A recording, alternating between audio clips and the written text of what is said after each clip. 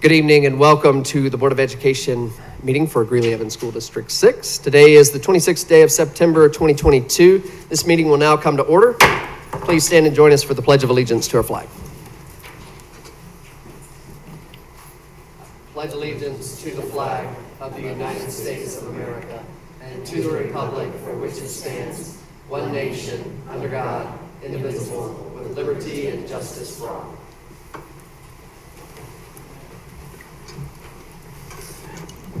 Ms. Lemon, will you call the roll for us, please? Director Bentley? Present. Director Mesh? Present. Director Matthews? Present. Director Mueller? Present. Director Norwood? Present. Director Pappas? Present. Director Sullivan?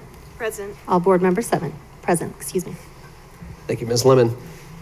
Well, it has been a busy meeting, or a busy few weeks for us on the Board of Education, and so we are, again, glad that you are with us tonight, but just want to update everyone. We did not get a chance to do this in our work session today. We did not have a work session this afternoon as we normally do, but just want to let everyone know what we've been up to. And so 2 weeks ago, Ms. Pappas, Mr. Bentley, Ms. Mash, Ms. Mueller, and I were able to attend the Great Education Colorado Luncheon.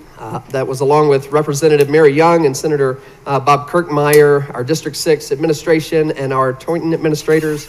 And we were there because District 6 and Toynton were being honored and featured for our career pathways and the work that the district is doing there. And Dr. Pilch was able to speak at that luncheon. Just a wonderful event, and we were excited to go and excited for the recognition. 2 days after that, we were at the Dream Team's Community of Champions Turning Dreams into Reality breakfast. And that is always a wonderful event. The Dream Team works, if you don't know who they are, they work to prepare first-generation students for college. Not all first-generation students, but about 86%, I think, or 85% of their students are first-generation college students, or would-be first-generation college students. They have a 100% graduation rate, the kids that are in that program, and I do think 80% of those kids go on to enroll in college. This was especially meaningful for us because Ms. Pappas was honored and received a standing ovation for her years in the district as a teacher and as a principal and as also as a board member. And so we were excited for that. Later that day, a lot of us got to go to Jackson Elementary and watch PDC Energy, and the guys from PDC Energy, their team of volunteers give away, I don't even know how many bikes. It was a lot of bikes that they gave away to our second graders, and that was, they also did that earlier at Centennial Elementary, but we got to watch that at Jackson. Several of us did, and that was, wonderful event, but also we're very thankful for the partnership that we have with PDC Energy, for their support of the district. And then last week we were at James Madison STEAM Academy for beam topping. That is our fifth beam topping in probably about the last year or so. And is that our last beam topping, Dr. Pilch, or do we have another one coming with the CTE Center? Week. Oh yeah, that's right. We do have another one coming. Yeah, tomorrow. But that's the fifth one. We've had 4 ribbon cuttings. Again, thank you to our community for passing that bond issue. There's something else on that bond issue I wanted to draw everyone's attention to. It's on our consent agenda tonight. And on our consent agenda, you will notice a contract for Shawsheen Elementary, and it's a project scope that includes 4 classroom building addition, revised main entry with small addition to create a secure vestibule, replacing aging door hardware, remove and replace areas of worn carpet and flooring. And most of that we knew was going to happen. We knew that would happen once we passed the bond issue. All those schools got all of our schools got secure vestibules.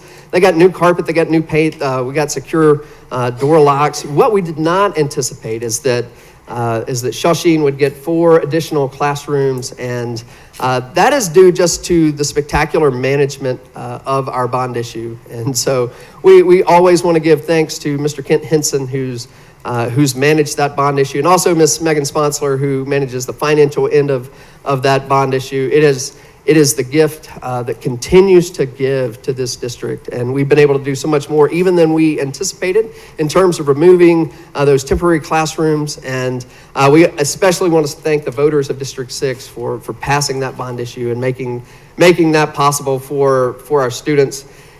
And then there are a couple other things I wanted just to make sure that everyone was aware of. And we have a lot of administrators here tonight for a special presentation for our principals. One of our administrators that's not here tonight is Miss Danielle Bach.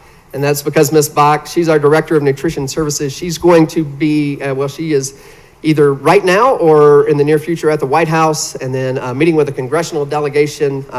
If you're not aware, our Congress and administration are looking at food insecurity, and so Danielle Bach, being recognized as a leader in the field, has been invited to the White House and to meet with a congressional delegation. So we want to congratulate Danielle.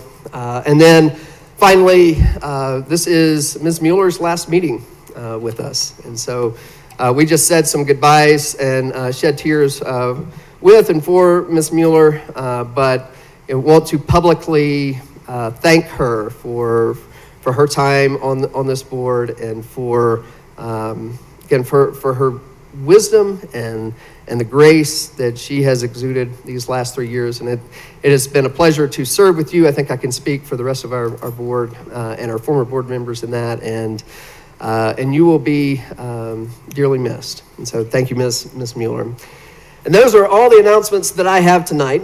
And we now need to approve an agenda to move forward. I move that the Board of Education of Greeley Evans School District 6 approves the agenda as presented. Second. Thank you both. Is there any discussion on the agenda? Hearing none, Ms. Lemon, will you give us a vote, please? Director Bentley? Aye. Director Mash? Aye. Director Matthews? Aye. Director Mueller? Aye. Director Norwood? Aye. Director Pappas? Aye. Director Sullivan? Aye. Motion carries 7-0. Thank you, Ms. Lemon. Next on our agenda is a proclamation for National Principals Month. This is an action item that will need a motion. I move that the Board of Education of Weld County School District 6 adopts the resolution declaring October as National Principals Month as presented. Second. Thank you both. Before we talk about our principals, Ms. Pappas, who was a former principal at Madison, would you read the proclamation for us? I will. I would be honored to read the proclamation. And I just wanted to point out, we have so many principals here tonight, so thank you all for being here this evening as we recognize you. National Principals Month, October 2022. Whereas school leaders are expected to be educational visionaries, instructional leaders, assessment experts, disciplinarians, community builders, public relations experts, budget analysts, facility managers, special programs administrators, and guardians of various legal, contractual, and policy mandates and initiatives, as well as being entrusted with our young people, our most valuable resources. And whereas principals set the academic tone for their schools and work collaboratively with teachers to develop and maintain high curriculum standards, develop mission statements, and set performance goals and objectives.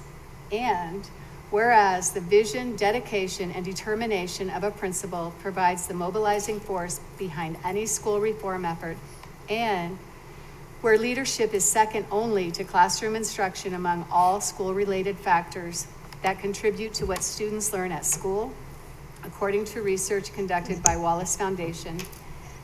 And whereas the celebration of National Principals Month honors elementary, K-8, middle level, and high school principals, and recognizes the importance of school leadership in ensuring that every child has access to a high-quality education. Therefore, be it resolved that the Board of Education of Weld County School District 6 does hereby declare October 2022 as National Principals Month, given under my hand in the executive seal of Weld County School District 6 this 26th day of September 2022. Mr. Michael Matthews, President. Thank you, Ms. Pappas. Well, before we open this up for board members to comment, and Dr. Pilch, is there anything you would like to say about our principals?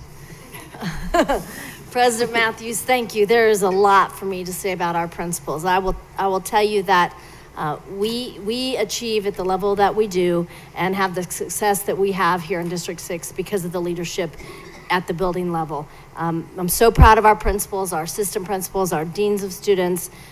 The work they do is truly remarkable here. I have worked in 3 other school districts, and I will tell you the principals we have here, the assistant principals we have here in District 6 are second to none. There's no question. This is the strongest leadership team that I've had the privilege to work with. Work is complex here in Greeley and Evans. It's very complex. Our principals serve a high poverty community of nearly 70% of our families living in poverty. And our principals are turning poverty around, because the way we do that is we educate children well. And our principals are making sure that we educate the children well here in District 6. And it's my honor to serve you, our building principals, and it's my honor that you serve in our system. Thank you to all of you. Will you please stand up and be recognized? Principals, assistant principals, please stand. Deans, and be recognized.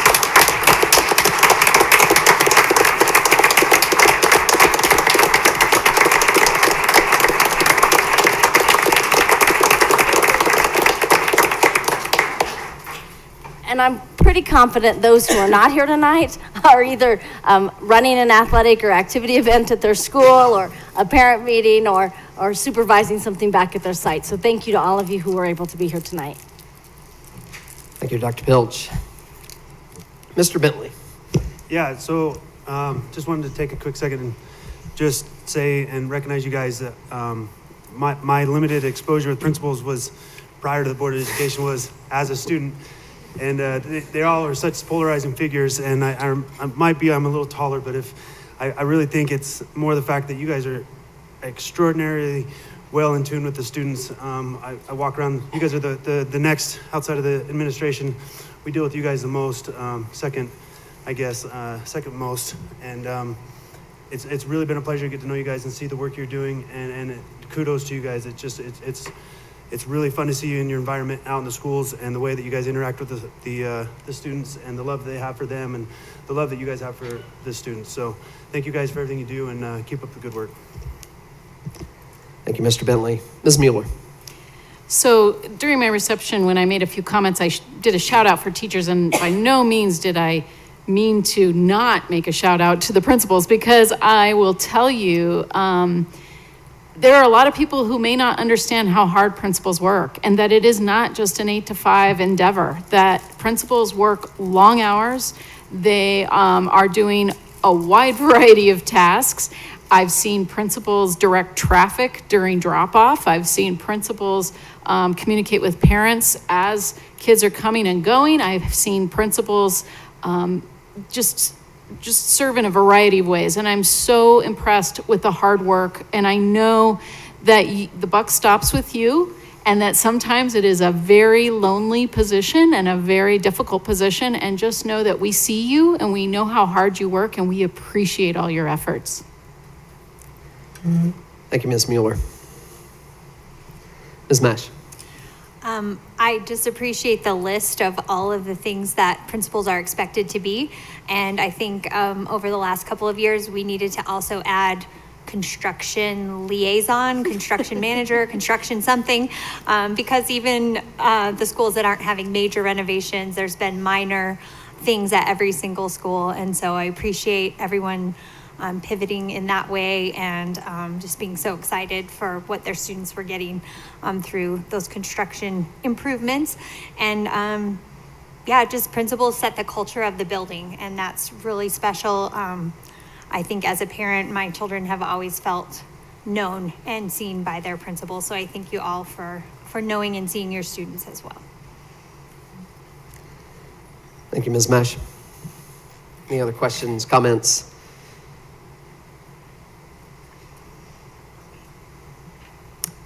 Well, I will just conclude this way, just to echo what Ms. Mash said, and what Mr. Bentley said, right?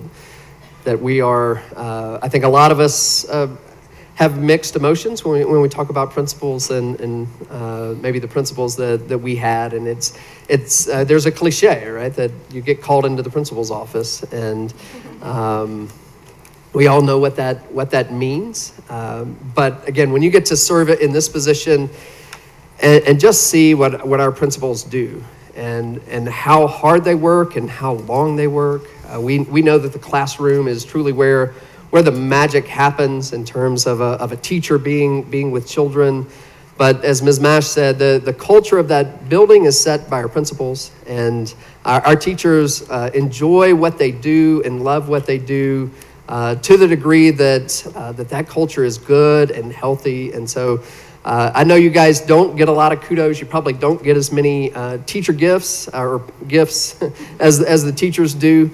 But we on this board are so thankful for what you do for this district and for the long hours that you put in. And we are very excited to recognize you tonight.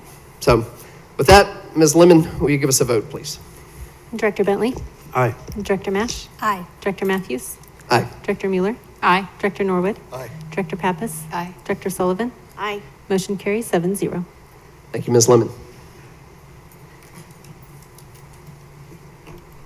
Next, we are to our public participation regarding our agenda items. And you will notice that we have changed our public participation once again. And this is in an effort to prioritize our students, make sure we say that our students come first, and we want to make sure that our students do, in fact, come first. And so we want to make sure that we have students speaking first. We're going to begin doing that. We've always done it in the order in which you sign up, but we're going to have our students speak first. If there are students that want to speak first, we'll have our parents speak next, and then we'll have our citizens speak after that. And part of that is we recognize that everybody has a busy schedule. Our students and parents they're not busier, but they often have bedtimes and a shorter time frame to work with at night. And so we want to make sure that we're prioritizing them. So with that, let me read our script. The board welcomes the comments of community members and has dedicated a portion of each business meeting agenda to provide an opportunity for the community to present brief comments to the board related to items that are listed on the agenda. All speakers are limited to 2 minutes for comments. The board typically does not engage in discussion or provide an immediate response to the input, but will ask district staff to respond as appropriate. A separate time at the end of the meeting provides an opportunity for the community to present brief comments or pose questions to the board on other items relating to Greeley Evans School District 6. Speakers will be heard in the order in which they sign up to speak, with priority given to students and parents of students enrolled in the district. Written testimony or speaker handouts must be submitted to the board secretary, not to individual board members. The board is committed to providing a safe environment where all members of the school community are treated with dignity and respect, and expects all speakers to exercise their speech rights responsibly. All speakers must conduct themselves in an orderly manner, and all speakers' remarks must be suitable for an audience that includes kindergarten through 12th grade students. Anyone who disturbs order may be required to sit down or to leave the boardroom. Additional information regarding public participation in board meetings is located in policy BEDH-R, public participation at board meetings.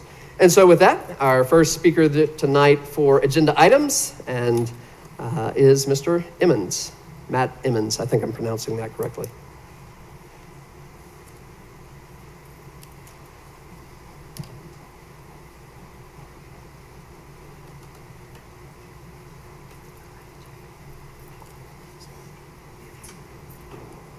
Good evening. I'm a new Evans community member, and there's a couple things that I would like to address in regards to public speaking. As you have requested previously that no one be targeted individually, then I will refer to you as the school board in whole. On September 12th, you had 2 speakers show and read inappropriate and graphic content found in books in your public school libraries. Both speakers were interrupted during their time, which you just stated typically doesn't happen. And they were told that the concerning content that they were presenting was not in District 6 schools. The board denied this a total of 7 times. Upon closure of the meeting, the school board expressed concern with the content read by one of the speakers. It was emotionally said by the board that there are students in the room and this is unacceptable. So a couple questions. The first speaker was asked for the location of the material. Did it occur to the board that maybe she wanted you to go find it? Secondly, also when the board stated that there are students in the room and that this is unacceptable, did it occur to you that that was the point? That this material should not be available to students? The following day in an article in the Greeley Tribune stated, and I quote, "On Tuesday, the district said the bluest eye was found in the Greeley Central High School library earlier in the day and removed." So in regards to showing or allowing public contact, you need to remember what the two speakers did got your attention. It got that material removed. And had they not spoken, that wouldn't have happened. To stop public comment, whether it's in your favor or not, is unacceptable. I need a public school board with strong members that keep their composure when faced with adversity. As far as I'm concerned, the school board owes both of these speakers an apology. Thank you, Mr. Emmons. Next speaking tonight is Ms. Sherry Pife, speaking on public participation.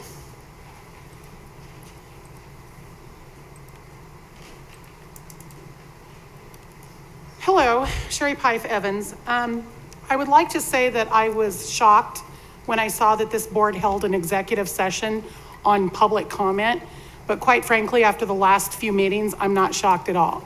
We're talking about public comment. If you can't hold a board meeting that allows your public to hear what your legal advice is on whether or not you should allow public comment, I have a really big concern with that. To start off with, in 1964, Associate Justice of the Supreme Court of the United States of America, William Brennan Jr., stated in his decision, or he was the one that wrote the decision, in the case of the New York Times versus Sullivan, said in his opinion, which overturned a libel suit, "Debate on public issues should be uninhibited, robust, and wide open, and that it may well include vehement, caustic, and sometimes unpleasantly sharp attacks on government and public officials." The decision went on even further, and it established a principle that the First Amendment guarantees freedom of speech and press may protect libelous words about a public official in order to foster a vigorous debate about government and public affairs. You are all elected, you all work for us, whether you like what you hear, whether you like what we say, it is protected under the United States Constitution, and it has been ruled such. In a case in which a public official sued the New York Times over libel, and the United States Supreme Court said no. It started debate and it started a conversation. That's exactly what happened here 2 weeks ago when that parent read those books. Furthermore, the fact that you continue to hold these executive sessions to discuss stuff that is intended to be discussed in public is really concerning. I really hope these public comments do not go away. Thank you, Ms. Pipe. Next tonight is Mr. Michael Kyle, here to speak on public comment. Welcome, Mr. Kyle. Really don't have to say much more after that, but I would like to call for a public apology to the two women who spoke, because you publicly humiliated them on TV. You know, facts don't care about your feeling. Facts are facts. Lies are lies. If you want to keep believing it, it's still a lie. And you said, sorry about that, but you sat there and denied that the books were in the schools and then issued an apology statement to everybody and said they were right there. So by your own statements afterwards that fallacies are bullying, that you're being bullied by false statements or whatever, what you did was just bully the public commenters in themselves. So that's all. Thank you, Mr. Kyle.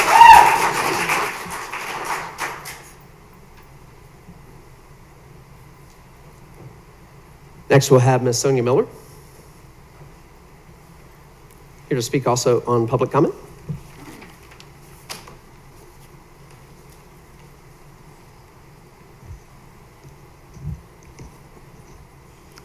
Hello, board. I want to read a few articles from the paper that were ridiculous, by the way. If you're looking for facts from the Greeley Tribune, you're not going to get many. Myers said, that's Myers over here, said the district planned not to post the video until it had time to edit portions and redact portions of Weber and Miller's comments. But you guys quickly found out that was illegal, didn't you? And you had to put it right back up. That's censorship. Getting rid of public comment is censorship, but that's not your first step. You've done plenty of other things in between then and now. You've removed the ability for us to comment on YouTube videos. You've made it so that you can't speak at a public meeting here unless you sign up by noon that day. How many people have missed that deadline because they work or got busy and couldn't sign up in time? Do you know if you go to a city council meeting or a county council meeting or a county commissioner meeting that you can sign up on the paper when you arrive? Not allowing parents into the boardroom to speak. Well, you offer public comment, but there's certain people you lock in the lobby and you don't allow them to speak. You discontinued reading the subject line for the public comments when it became inconvenient for you. You made us wait till the end of the meeting to speak, sometimes till 9 o'clock, 10 o'clock at night.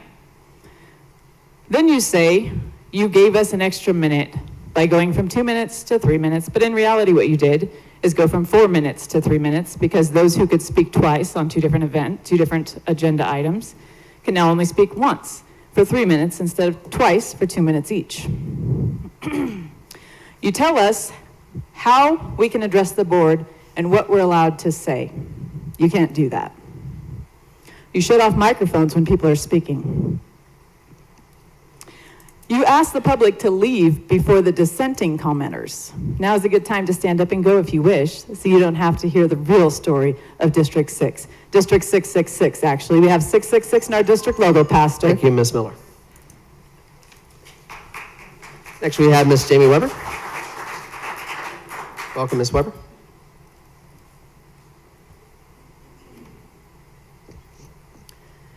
Last meeting, Superintendent Pilch, Ms. Mash, President Matthews, and Vice President Pappas spoke about ending public comment and instead that constituents can email or meet with the board. We have all emailed our concerns, and I met with Superintendent of Academic Achievement in June. I was assured that at that time there was no pornography in your school libraries. There are at least 14 books parents have found that are way over the line describing pornography, pedophilia, incest, rape, and bestiality, and are confirmed within District 6 school libraries available to minors. There is no context that makes this okay.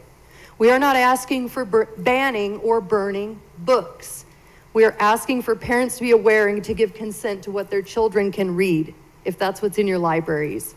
And they were in fact found in your Greeley Central Library after the superintendent assured me they weren't in there. I've done my research. It would be nice if the school board and superintendent would do their research and see what's in their libraries. You ask us to email and to go through steps of policy to deal with these issues. I have asked twice for the form to challenge a book. I have not received said form to challenge any of these books. The books we're talking about are not A Light in the Attic by Shel Silverstein. We're not challenging books because we're hypersensitive. We're challenging them because after I read excerpts from them, I am traumatized. I, with my adult brain, don't have the coping skills to read the material that I've read while researching this topic all summer long. And children who stumble upon this are being harmed. You apologized to the district for that presentation, but I had tried every other option to get this board to listen and to act. And when I didn't receive a response to any of my emails, I read the book. I was not aware there were minors here for that, and I apologize for that. I would like for the board to research this and take care of it. Thank you, Ms. Weber. Next normally is our work session report, as is stated, but we don't have a work session report tonight, so we'll just proceed directly to our superintendent's report. Excuse me, I signed up to speak. My name is Kane Young. I signed up to speak. I'm sorry, Mr. Young, you are not on my list of speakers. He's on the non-agenda. You're on the non-agenda items toward the end, then. You're speaking to the non-agenda items. Thanks, sir. Stick around for it, everybody. Now move to our superintendent's report. Thank you, President Matthews. You shared a lot of the celebrations that I was planning to share. I will tell you, it was certainly a highlight of the week to be out there with the PDC Energy folks and watching them teach little kids how to ride bikes. It was just so cool. And I guess earlier in the day, they had gathered at their shop and had an assembly line set up to assemble all of those bikes, hundreds of bikes for those children. And then when you pulled up to Jackson Elementary School, there's all these white PDC Energy trucks in front of the school because they had to deliver the bikes to the school, of course. So it was a lot of fun and a lot of happy faces that day as children took bikes home with them as a part of the Wish for Wheels program with PDC Energy. Another beam topping yet tomorrow for Madison Elementary, no, not Madison, for Martinez. Thank you for the additional classrooms at Martinez Elementary School. So another beam topping tomorrow. And then we'll still have CTE Center a little bit later in the year.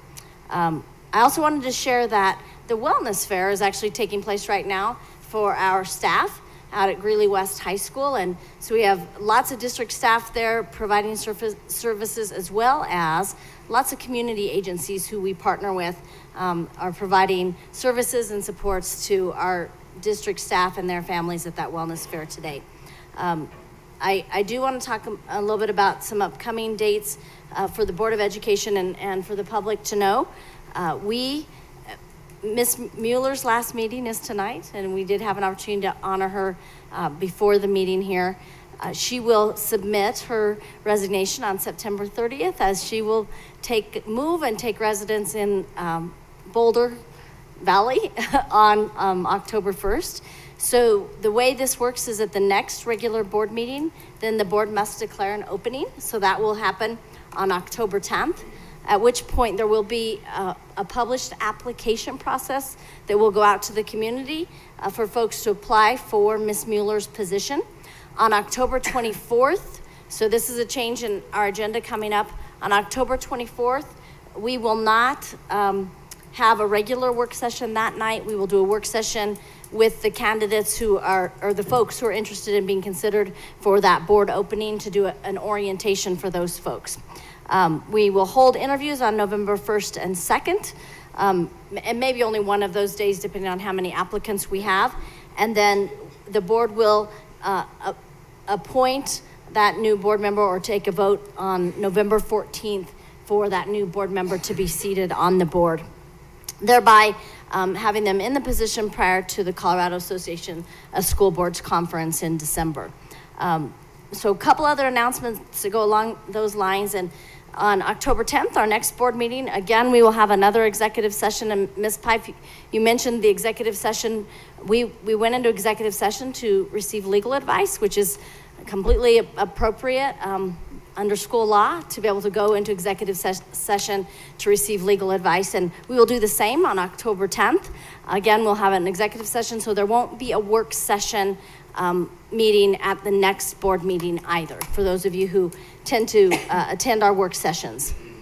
The purpose of that executive session will be to receive legal advice regarding the filling of that board vacancy seat. No decisions will be made in that executive session. It will simply be the board getting legal advice from our legal counsel and outside legal counsel. So lots of things happening and parts moving here in District 6 right now, and we'll keep the calendar moving for all of you and keep you on track of what's coming up. Thank you. Thank you, Dr. Pilch. Next on our agenda is to approve our consent agenda. And so we'll need a motion to do that. I move that the Board of Education of Greeley Evans School District 6 approves items as presented on the consent agenda and authorizes the officers to sign any and all contracts. Second. Thank you both. Is there any discussion on the consent agenda? Hearing none, Ms. Lemon, will you give us a vote, please? Director Bentley? Aye. Director Mesh? Aye. Director Matthews? Aye. Director Mueller? Aye. Director Norwood? Aye. Director Pappas? Aye. Director Sullivan? Aye. Motion carries 7-0. Thank you, Ms. Lemon. Next on our agenda is our District Accountability Committee membership and our School Accountability Committee membership approval. And so this also is an action item that will need a motion. I move that the Board of Education of Greeley Evans School District 6 approves the membership of the district and school accountability committees as presented. Second. Thank you, Ms. Mueller. Mr. Bentley. Before we open this up for discussion for board members, Dr. Pilch, is there anything you would like to say about our district accountability committee membership and school accountability committee membership? I'm going to pass this to Dr. Dattery, Assistant Superintendent of Academic Achievement in Elementary and K-8 schools, to present to you. Thank you, Dr. Pilch, President Matthews, and members of the school board. As per state law, the following actions are required by the local school board. One is the approval of the membership of the District Accountability Committee, and the second is the approval of the membership of the school accountability committees. To provide you just with a little bit of background on these committees, the Colorado Department of Education publishes a district accountability handbook, and on its website, that handbook can be found, and it is to provide an outline of the requirements and the responsibilities for state, district, and school stakeholders in the state's accountability process established by the Education Accountability Act of 2009. The Board of Education is then responsible for either appointing or creating a process for electing members of a district accountability committee. The process in Greeley Evans School District 6, as outlined in the bylaws, is to have a representative from each school to serve on the District Accountability Committee. And a complete list of the members of our District Accountability Committee for the 2022-2023 school year can be found in the meeting materials in your board packet and board docs. Based on the state law reflected in the District Accountability Handbook, the Board of Education charges the District 6 Accountability Committee with specific responsibilities throughout the school year. In summary, these responsibilities include submitting recommendations to you, the Board of Education, regarding priorities for spending district dollars, preparation for the District Unified Improvement Plan, and the review of any charter renewals and applications that may come in that school year. Additionally, the DAC supports family engagement opportunities and other district initiatives. At each meeting, there is also a superintendent's forum, whereby Dr. Pilch shares with our District Accountability Committee members important information and also solicits feedback on various items to bring to the board. In addition to the District Accountability Committee membership approval from the board, each school is also responsible for establishing a school accountability committee per state law. Please see the enclosed documents for a complete membership list of the District 6 school accountability committees. The duties and responsibilities of a school accountability committee are very similar to that of our district accountability committee, but are, of course, at the local school level to provide input, feedback, and direction for the school leadership and the principal. I thank you for your opportunity to present this information to you this evening for your consideration and subsequent action. Thank you, Dr. Pilch. Thank you, Dr. Dattery. Ms. Mueller. So I just would like to say thank you to all the parents and teachers and school administrators that are on these lists. On the School Accountability Committee, it looks like we have administrator, a teacher, and a few parents, and the PTO, PTA members, and then community members. And it is not without a time commitment. This is a serious time commitment to come to a meeting, however often, once a month, a couple times a month, and to voice your feedback on the various things that the SAC does. I came to the school board through membership on the Greeley West SAC and then on the District Accountability Committee. I want to thank the District Accountability Committee. They do look at lots of curriculum. They look at the calendar. They look at many different things. And I just want to say to the parents out there that have agreed to be the representative for your school, thank you for that time commitment. Thank you for engaging with the district in productive meetings that really do drive the direction of the school district and Innovation 2030. So I really appreciate that commitment of time. Thank you, Ms. Mueller. Ms. Pappas. I also want to say thank you to the members of the District Accountability Committee. And for the past several years, I've been the board liaison on the District Accountability Committee. And we're very grateful that Ms. Sullivan has agreed to be the board liaison this year. I think it's important to have board members there, but more important than anything is just being able to hear the parents and get to know what that feedback and perspective is. But then also School Accountability Committee, we didn't even mention in the principal proclamation. The School Accountability Committee is also another responsibility of the principal to organize and invite people and get feedback from parents and teachers and community members. So I just want to add that to your list of things that you all know that you do, but we appreciate you and we know that it's important to provide that forum for people to give input and offer their perspective as well. So thank you. Thank you. And thank you, Dr. Dowdery. Absolutely. And I'll just add my thanks to those parents as well. Both of those. I've served on Shawseen's School Accountability Committee as a community member. I think that is one of the very first places I met Dr. Pilch. I served on the District Accountability Committee, and that's where I met Ms. Mueller. And so these committees are they are very helpful for this district, as Ms. Pappas said, and as Ms. Mueller said, they take a lot of time from our parents, so we are so thankful for the parents that do volunteer and do engage in this way and appreciate their sacrifice. And so we do need to, because this is an action item, have a vote. So Ms. Lemon, will you give us a vote, please? Director Bentley? Aye. Director Mash? Aye. Director Matthews? Aye. Director Mueller? Aye. Director Norwood? Aye. Director Pappas? Aye. Director Sullivan? Aye. Motion carries 7-0. Thank you, Ms. Lemon. We are now to our public participation regarding non-agenda items. And the board welcomes the comments of community members and has dedicated a portion of each business meeting agenda to provide an opportunity for the community to present brief comments to the board on items relating to Greeley Evans School District 6. All speakers are limited to 2 minutes for comments. The board typically does not engage in discussion or provide an immediate response to the input, but will ask district staff to respond as appropriate. Speakers will be heard in the order in which they signed up to speak, with priority given to students and parents of students enrolled in the district.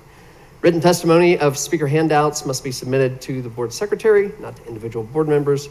The board is committed to providing a safe environment where all members of the school community are treated with dignity and respect, and expects all speakers to exercise their speech rights responsibly. All speakers must conduct themselves in an orderly manner, and all speakers' remarks must be suitable for an audience that includes kindergarten through 12th grade students. Anyone who disturbs order may be required to sit down or to leave the boardroom. And tonight, first we have speaking Ms. Stacy Castillo. Welcome, Ms. Castillo.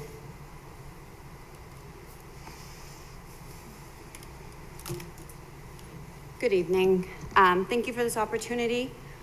I would just like to say, after reading your Innovations 2030 strategic plan, I have realized you have a long way to go in 7 short years. But I will be focusing on bullet point 5 this evening. We build positive relationships with students, families, and communities. I would say that my relationship with this district has been anything but positive. Although I had the opportunity to speak with Mr. Osmus this afternoon, I still want to make my comment about the RFID tracking chips that are in our student ID badges.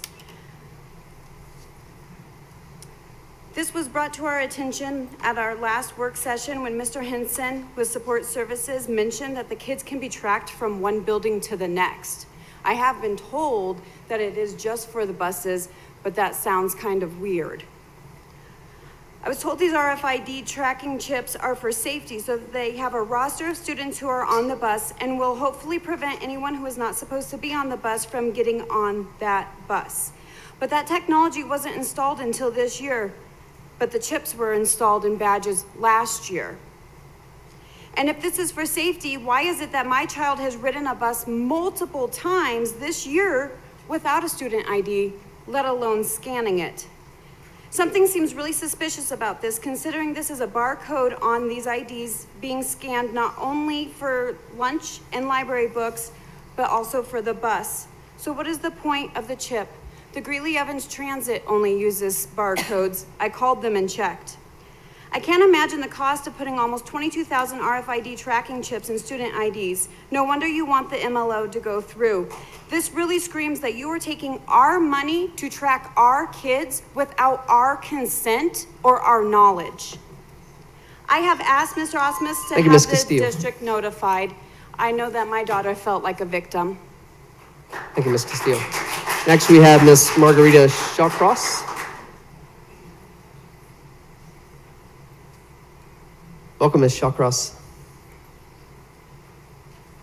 Okay, could you hear me okay? I'll try to speak, I'm short. Okay. So I am a former student and a parent of children in School District 6 schools.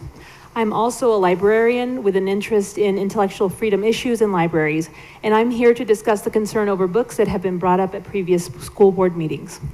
Intellectual freedom is one of the core values of librarianship, along with providing access to materials, assuring confidentiality and privacy to our patrons, and providing patrons with access to information. These are all important components of what we do as librarians and in libraries.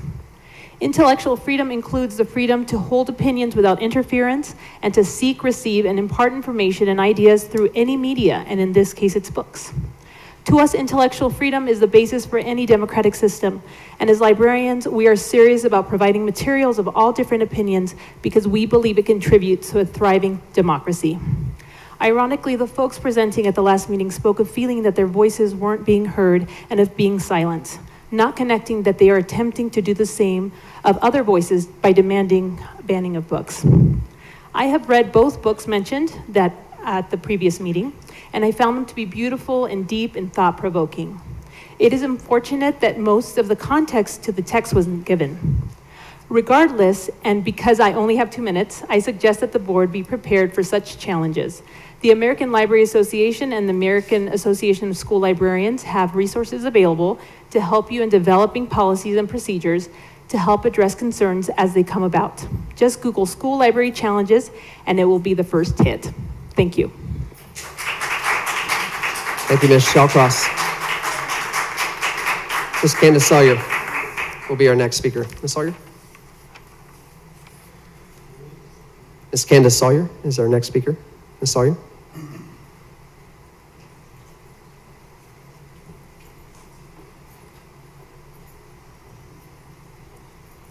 Good evening.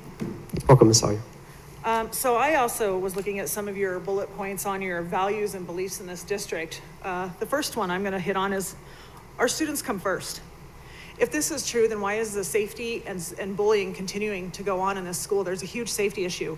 Do you guys realize that a student was stabbed multiple times back at Jefferson High School on August 15th? And then just this month on the 13th, a child walked into a school with a firearm? Where's your safety and security there? You guys want to put these kids first, but you're not when it comes to that. You guys are working on upgrading the elementary schools around here for safety and security. Why hasn't that been done in prior years? Are we not a part of Columbine? Do we not remember what happened? It took Uvalde for you guys to start jumping on board. And these bond money that you're using for this has already been approved. This MLO you're pushing isn't necessary. You guys have $163 million available to secure these schools. And what you should be doing is arming your teachers and your staff who've been fully trained. Loveland just decided to do that with their schools. If our schools are supposed to be safe and secure and children are your first priority, do something other than just spending money on stuff that doesn't work. Because you know what? There was a gun and a stabbing in Jefferson in the last month. Secondly, if you guys want to put these students first, why is there SEL in this school? Which once again, y'all lied about. You, Dr. Pilch, said there was not SEL in these schools, and there is. There's very much so, and it is causing divide, it is causing gender confusion. The LGBTQ community, which I'm all about, do your thing, but stop shoving it down our kids' throats through K and 12th grade. These books in the libraries are filth, and for a librarian to stand up here and say that she thinks that's great, something's morally wrong. These kids do not even know what gender is at that age. They are supposed to be children, enjoying life and getting a proper education, and you guys are destroying that by allowing this stuff. You are also pushing parents' concerns out the door. We stand up here day after day, whenever we can, to speak on these Thank you, Ms. concerns, Sawyer. and you shut us down. Next speaking will be Mr. Can we not clap after every speaker, please? Next, Mr. Steve Teets is speaking for us.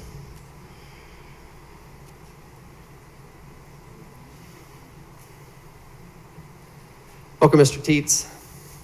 Good evening, Mr. Matthews and board. My name is Steve Teets, and I'm in Greeley. I have three things, but I don't think at the time I have, I'll be able to get to all three. But anyway, Dr. Pilch mentioned in her speech about 70% of the families, which includes the students, under poverty level, but yet you still want an override. Well, that increases taxes, those who do have houses or even apartments, that will raise the rent as well. I believe that maybe we could reconsider and try to find other ways to get funding.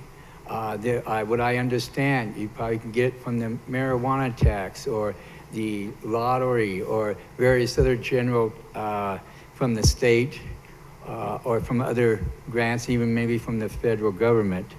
I just think it puts stress more on the parents as well as businesses and various other ways. My second is the transportation. The kids still get stuck into the overcapacity on the bus. Also, they don't offer their seats to the seniors or sometimes even the disabled, and I'm not talking about in wheelchairs.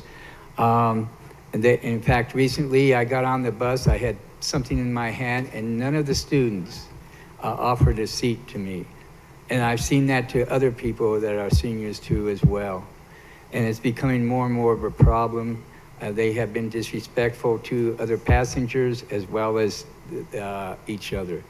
And then the third one is, and it looks like I might not have much time to go into this, but I just want to mention it, the dress code. What kind of dress code do you have? And I would like to have some information about your dress code, because recently, today, somebody was talking about Thank you, this. Mr. Teets. But I would, thank you. Next is Mr. Kane Young.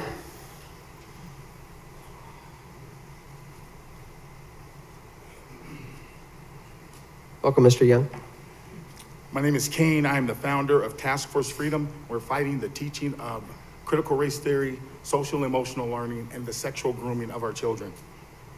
We discovered over a dozen books, pornographic books in your district. I'm sure we missed a few. Parents, if you'd like a copy of this documentation, you can contact us at taskforcefreedom@aol.com, or you can go to connectinglarimer.com.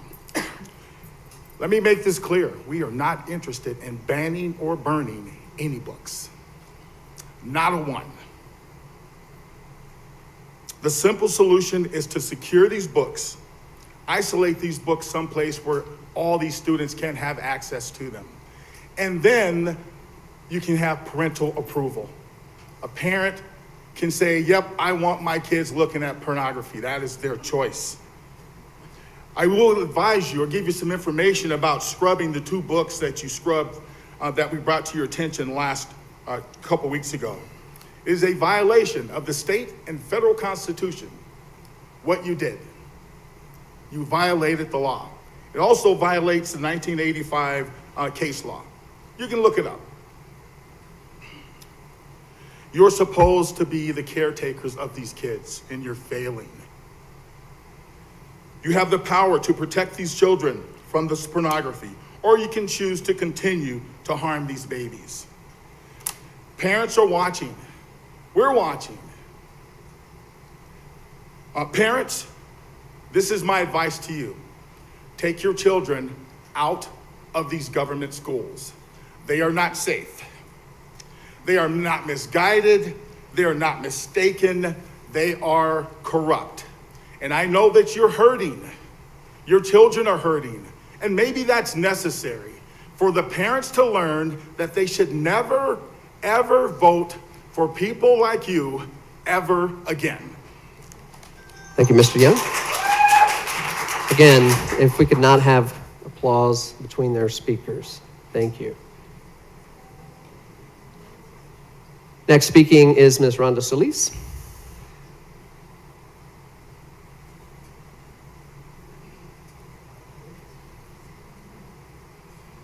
Welcome, Ms. Solis.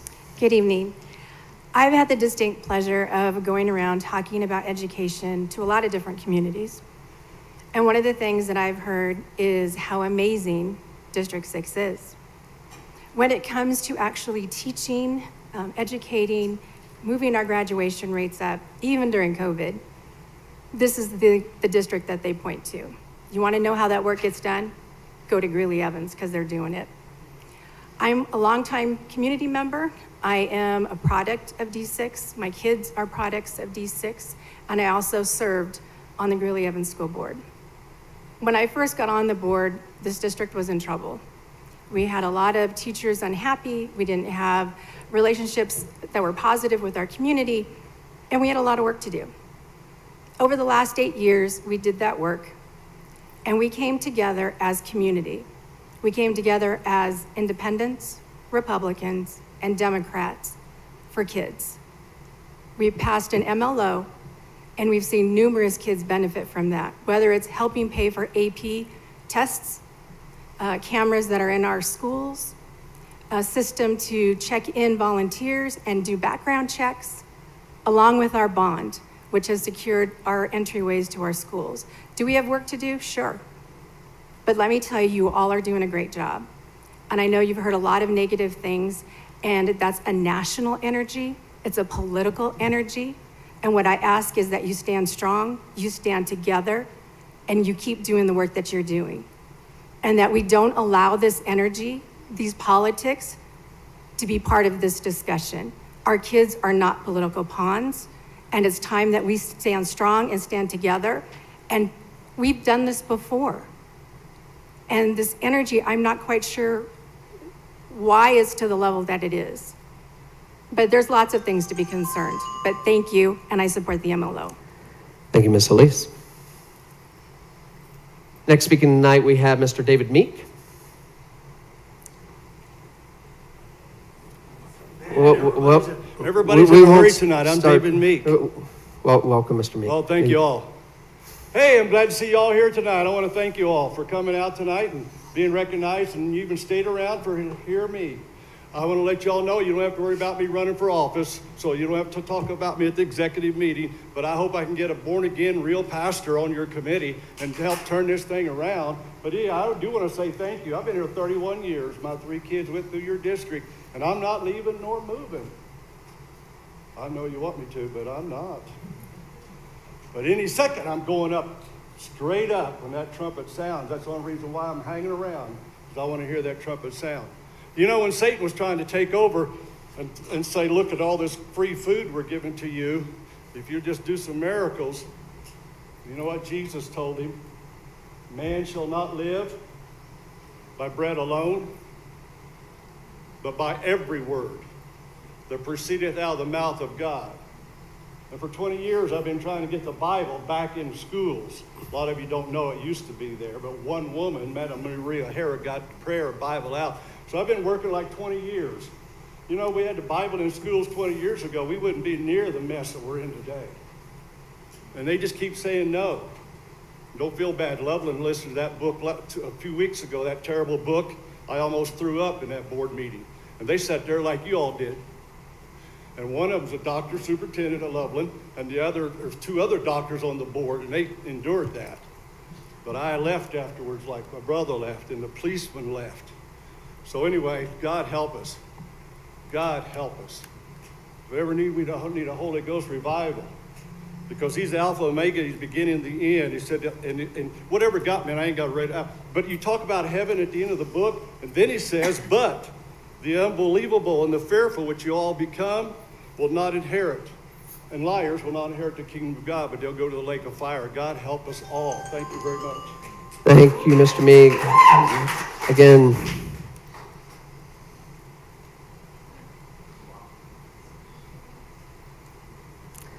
Next speaking tonight is Mr. Michael Kyle. Welcome, Mr. Kyle.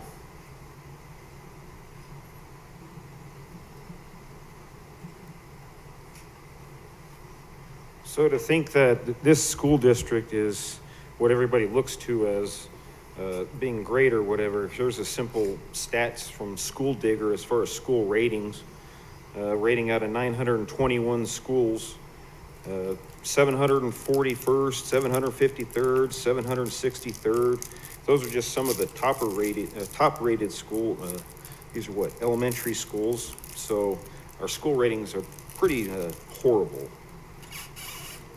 You ask for more money, the mill levy override. My boss owns plenty of apartments, and being hit with COVID, there's no relief for them on that. So rent's going to go up on people that can't afford it. People can't afford stuff just in general as is because of COVID. But to keep asking for more money when your stats and scores are in the tank, it doesn't seem justifiable.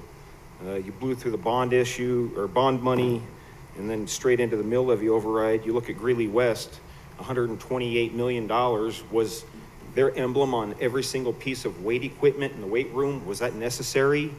Krista McAuliffe has a digital school board out there playing 24/7. I drive by it every day, 365 days a year. It's on all the time with not pertinent information on it, just going away. How much does that cost to run all day long? You talk about on the last mill levy, the money was supposed to go for fair market wages for employees. Well, what about fair market wages for administration? They're way over top.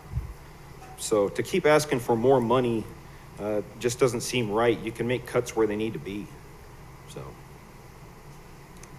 Thank you, Mr. Kyle. Ms. Miller, Sonia Miller. Welcome, Ms. Miller. Go straight into the Greeley Tribune again. Headline, public comment could be in jeopardy at Greeley Evans School District Board of Education meetings because Pastor Michael Matthews say this crossed some lines. I want to know, Pastor, what lines did it cross? What lines did reading a book out of a high school library cross? Mash, through tears, begs for the public comment to be taken away. Mash cries a lot. She needs a whole box of Kleenexes. She doesn't cry for the students who've been exposed to this filth, but for the public's voice to be silenced. When you catch her off camera, though, she's laughing at the public as they speak. She's very proud of the fact that so many shots have been put in the arms of our students. Look at her smiling right now. She's super excited that she has played a part in this vaccine genocide.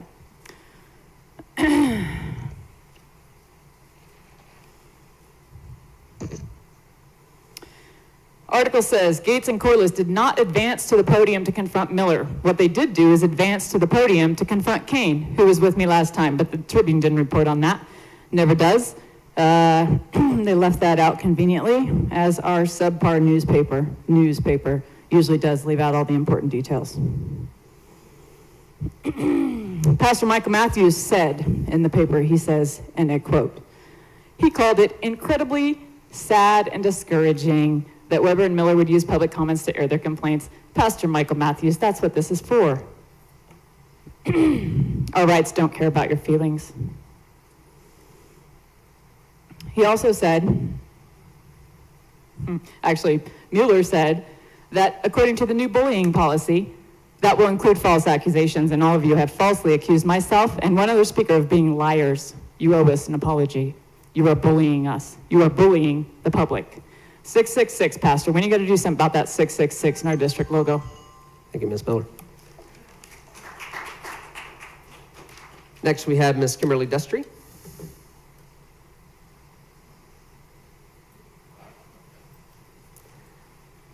Hello, thank you, Board, for the opportunity to speak. My name is Kimberly Destry, and I'm a 5th grade teacher at Scott Elementary. Last week, libraries and schools around the nation celebrated Banned Books Week. Banned Books Week first began in 1982 as a way to celebrate the freedom to read. Studies released by the American Library Association suggest that 2022 boasts the highest tally of book challenges in 1 year since the association began tracking data in the year 2000. This is an issue near and dear to my heart. As a young reader and growing up in rural Colorado, literature was my first introduction to the world outside of my own small town.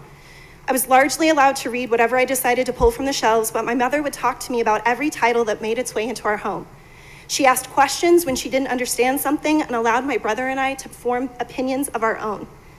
I can guarantee she did not love or agree with every book I checked out, but my mother was a firm believer in giving her children choice and autonomy when possible. I am not overstating it when I say that this access to a wide variety of literature changed and saved my life. Now, as an adult and an educator, I know the gift of choice was one of the best gifts my mother ever gave her children. Studies show that literature builds empathy and it can expose children to challenging, complicated situations in a controlled way. That way, when they get older, they know how to live in a challenging, complicated, and real world. If all we ever provide children is a sanitized, homogeneous, carefully curated view of the world, we are doing them and our future communities a disservice.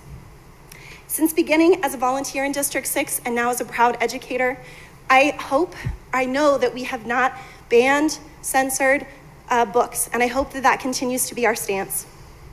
I will leave you with the powerful words of the great writer and American hero, James Baldwin. You think your pain and your heartbreak are unprecedented in the history of the world, but then you read. Thank you for your time and consideration. Thank you, Ms. Destry. And thank you all for joining us tonight, whether you're here in person or joining us online. We appreciate your time and your care for District 6. This meeting is adjourned.